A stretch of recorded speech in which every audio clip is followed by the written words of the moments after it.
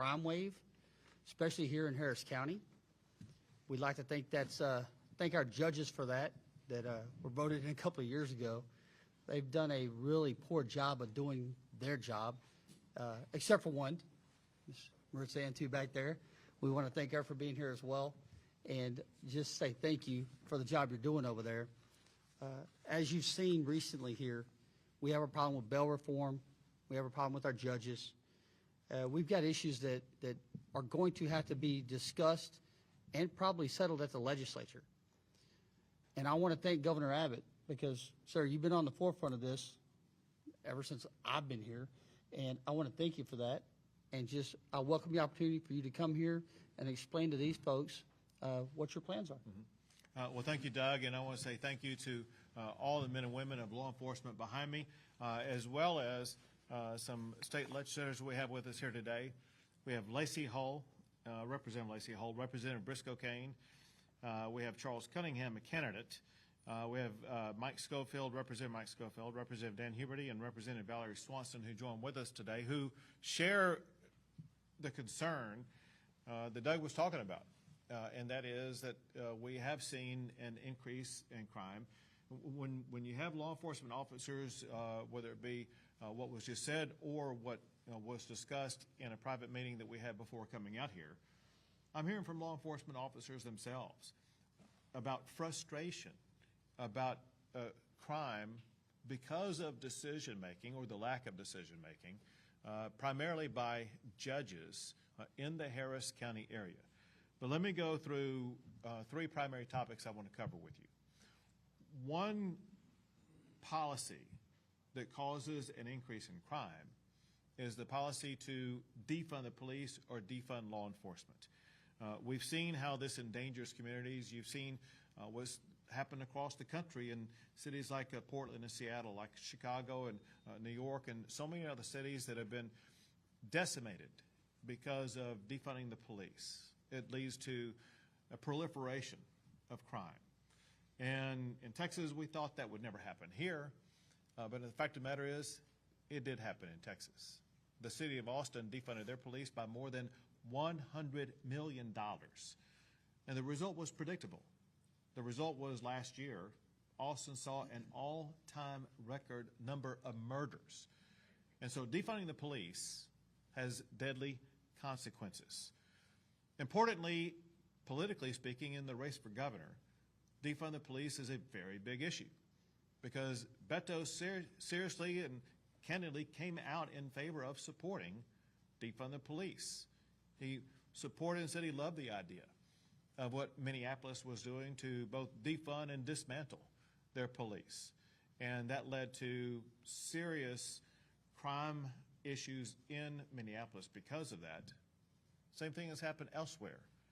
Well, in Texas, we have a different attitude.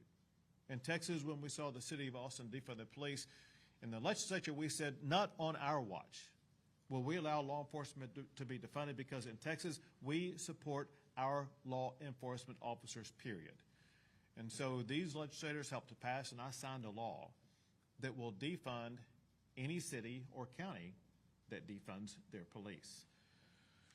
The next issue is one that was just mentioned, which is a very serious problem in Harris County. And that concerns the lack of imposition of meaningful bail policies. And because of the approach taken by judges in Harris County, has led to the release of people who go on to commit crimes. And once again, it's turned deadly. Last week, the Harris County Sheriff's Office charged 2 suspects with murder in connection with the shooting death of a Precinct 3 Deputy Constable, Omar Hussein. The suspects were free on bond from Harris County murder charges just last year. The Harris County revolving bail door is literally killing people. In each of the last 2 years, more than 300 people were killed by a person who had been let out on bond. In each of the last 3 years, there were more than 300 sexual assault victims by a person who was let out on bond. Again, Beto takes a different pathway than most Texans support. Beto supports easy bail policies. To the contrary, I signed a bail reform law last session to try to strengthen bail policies. But to make sure that we achieved what we needed to achieve, we also needed to amend the Texas Constitution. We were unable to amend the Texas Constitution that contains bail in the Constitution because Democrats voted against it, denying us the 2/3 vote that we needed to fully reform bail. What that constitutional amendment would have done, it would have allowed a judge to completely deny bail for certain violent and sexual offenses. Next session, we will once again seek to pass a constitutional amendment to keep dangerous criminals behind bars. And then the last subject, which is also deadly, is the topic of fentanyl.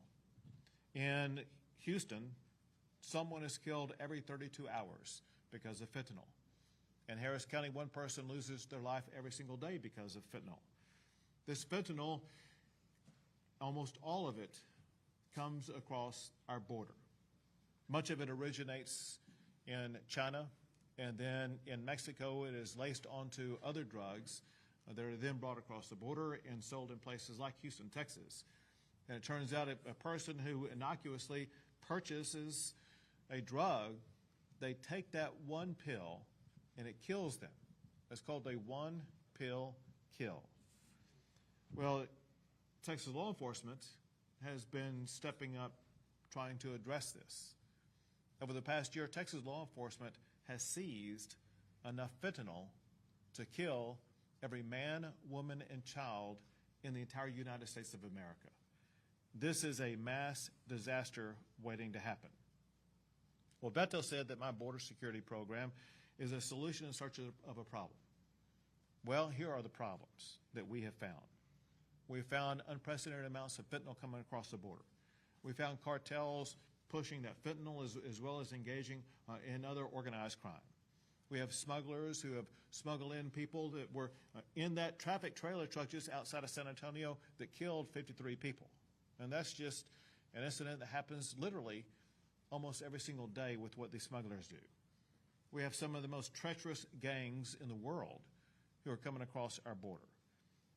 Texas law enforcement involved in Operation Lone Star, they have arrested previously convicted criminals of crimes like murder and sexual assault.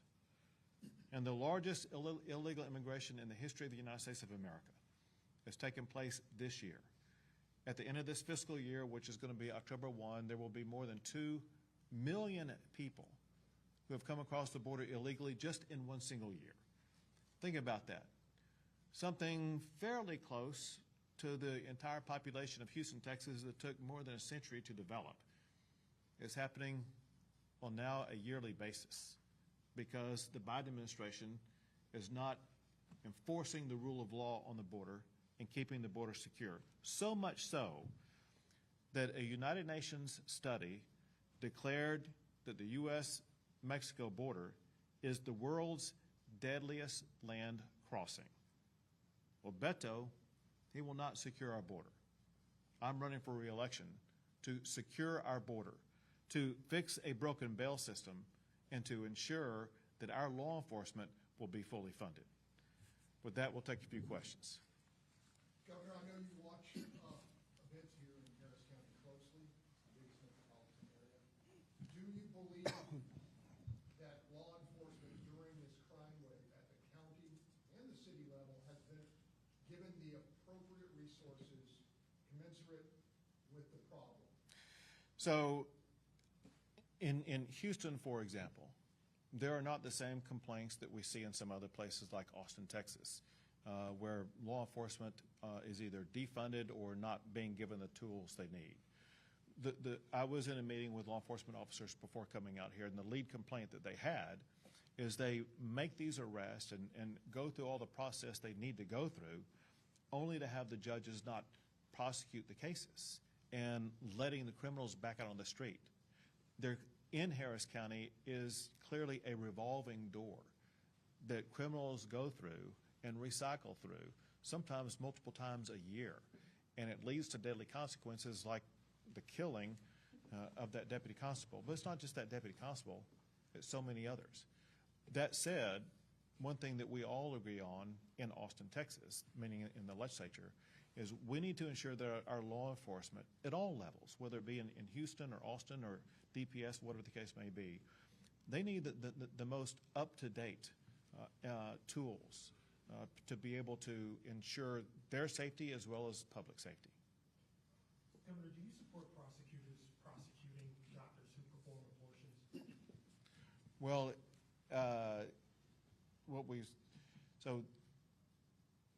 there's different laws in Texas that exist right now, as you know, and what we want to see is that the whichever law that applies is going to hold accountable anyone who violates those laws. One thing that we have made clear is that the mother is not to be prosecuted, but only those who are either perform an abortion or otherwise involved in that process. And I'll tell you why. Understand this. An abortion is taking the life of a baby. And our goal in passing the laws that were passed is to protect the lives of those babies. And last year, you vowed to eliminate rapists from the streets of Texas. Have you done that? One. Two, if not, why haven't you did what you promised and put all the resources to doing that so someone, a pregnant woman, won't have to deal with having their rapist baby? So first, you would hope that everyone could agree that eliminating rape is a goal that we should have. That said, I have taken action to work toward that goal. I'll list several. I signed laws to eliminate the rape kit backlog that existed at the Texas Department of Public Safety. DPS now processes all new rape kits within the time prescribed by law. I also signed laws that I talked about here today. One is a law to prevent cities from defunding the police. Another is a law to fix a broken bail system.